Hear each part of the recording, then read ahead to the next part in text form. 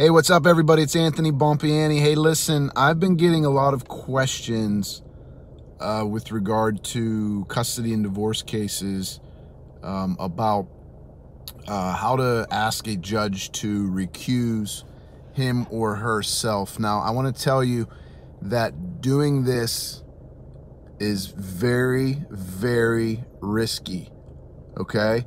If you have an attorney, you should definitely talk to the attorney about the pros and cons.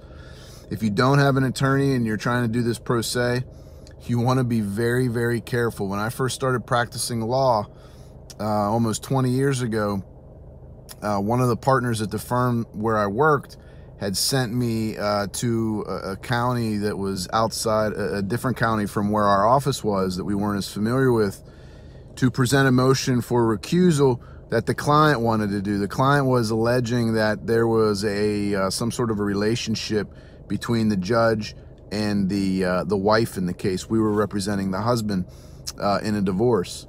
And I went in as a brand new attorney, prepared. I tried to come up with the best arguments and put together the best motion. And I went into court, and it was a packed courtroom in motions court, attorneys everywhere, parties everywhere. And I went up and I started presenting this motion for the client. And when I got to the end, the judge paused and said, Mr. Bompiani, are you finished? And I said, yes, Your Honor, I am. Well, he literally leaned over the bench like he looked like he was going to come at me. And I didn't know, but this judge had a reputation for being pretty aggressive, pretty, in your face from the bench. And he lambasted me in front of the whole entire courtroom.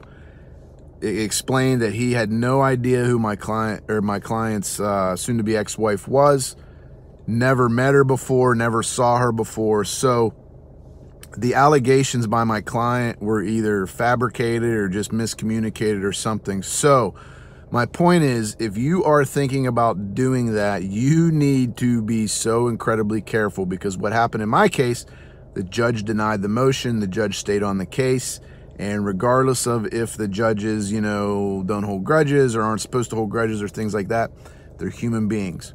So we dealt with we had to deal with a divorce with an angry judge the rest of the time, and you don't want to do that. So when you are considering doing a motion for recusal, be 1,000,000% that it is necessary, okay?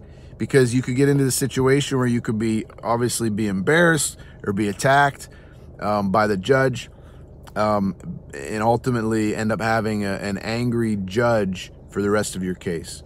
So be careful. Words of advice. Only use that method as a very, very, very, very last resort, and make sure your information is accurate.